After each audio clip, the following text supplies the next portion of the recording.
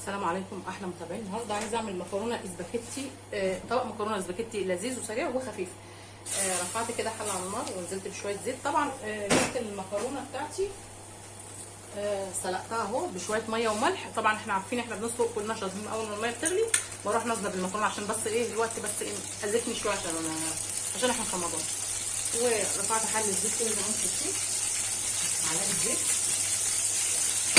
وهنزل بشويه ثوم مهروس بعد ما الزيت بس يسخنته كده وبحورته وهحوره كده. بص الثوم تطلع عليه ابتدي انزل بكزبره،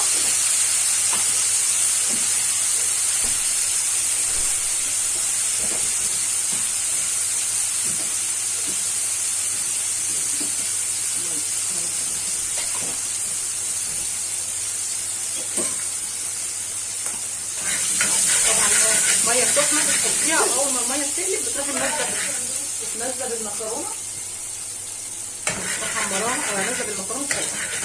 خلاص كده اللون بدا يطلع، اللون بدا ياخد، اللون بدا يتغير لونه الثوم. انزل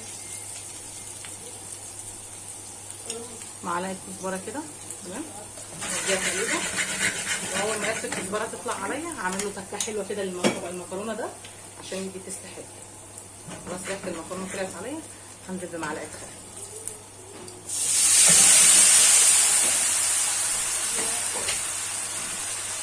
بعد كده انزل بالصلصه الحمراء بتاعتي، الطماطم مضروبه في الخلاط واسيبه يقشر مع بعضيه.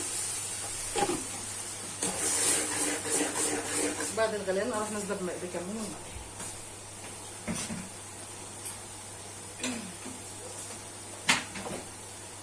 والله نظرا للوقت انا مش بعد الغليان، انا هنزل دلوقتي. معلقه سكر،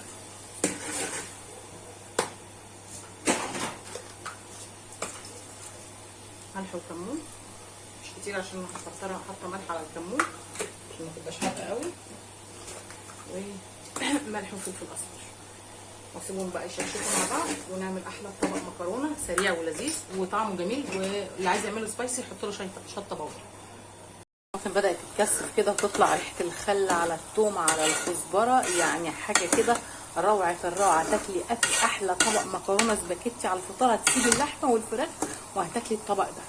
وعشاق السبايسي يحطوا عليها معلقه شطه باودر بس عشان الصيام، بس ايه المعده تبقى مش مرتاحه شويه، او يعني المعده مش مستحمله حاجات سبايسي قوي. يتكثف ويتقل شويه ونقدم بقى الطبق، احلى طبق مكرونه سباكيتي. معلش المقطع بتاع سلق المكرونه راح يعني مني او ما لحقتوش او ما خدتش بالي ان كان بتاع ما صورتش يعني. المهم يتكثف ويتقل وهنعمل نقدم احلى طبق مكرونه سباكيتي. طبعا بنحط ميه وملح ونغلي الميه بالنسبه لسلق المكرونه، وبنرمي المكرونه وثلاث ارباع سلقه، ما بنطلعهاش مستويه كامله عشان بتكمل سواها بره. خلاص المكرونه كده بدات تتكثف خلاص، ومفيش اقل من 7 دقايق كده واروح طفي عليها علشان هي خلاص تقلت واتكثفت، وهتطلع لي احلى طبق مكرونه لذيذ. كان فيديو النهارده عن ألذ طبق مكرونه واسرع طبق مكرونه تعمليه ومش هياخد فوق ايدك دقايق. لو عجبك الفيديو سبسكرايب وتفعلي زر الجرس عشان يوصلك كل جديد. رمضانكم كريم.